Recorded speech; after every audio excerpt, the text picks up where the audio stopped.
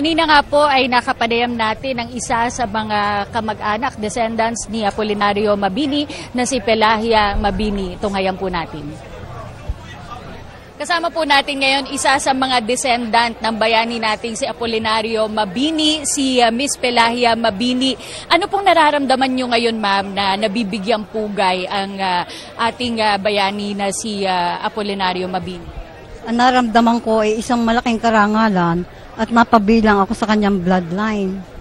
Kaya ang may papayo ko sa mga kabataan, sana pagpatuloy nilang tangkilikin si Apolinario Mabini kasi malaki ay bahagi niya sa atin.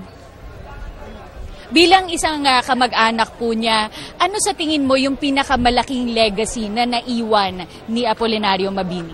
Ang pinakamalaking legacy para sa akin ay ipagpatuloy ko pa yung pagpapa-interview sa media para at least i-promote ko yung kung gaano kahalaga si Apolinario Mabini at para rin matulungan ko ang National Historical Commission of the Philippines para makilala na rin yung aming dating opisina. Sa tingin mo po, ano yung pinakamalaking kontribusyon ni Mabini sa pagkamit ng kalayaan ng ating bansa? Yung pagiging matapang niya sa kabila ng kanyang pagiging paralitiko, hindi yun naging hadlang sa kanya. At hindi rin naging hadlang yung kanyang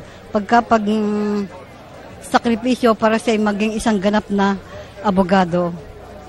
Ma'am Pelahia, ngayon po ay bubuksan muli itong museum, inirenovate po. Ito kayo po ay nagtatrabaho dyan. Dati. Ano po yung sa tingin nyo, bakit kailangan makita ng taong bayan itong museo na ito? Para at least malaking tulong din ito sa mga kabataan. Sa lahat din ng tao na gustong magpunta dito sa barangay na ito na di sukat akalain na dito pinanganak yun dakilang bayani si Apolinario Mabini. Maraming salamat po sa inyo, Ma'am Pelahia Mabini. Siya po ang apo sa tuhod ng ating bayaning si Apolinario Mabini.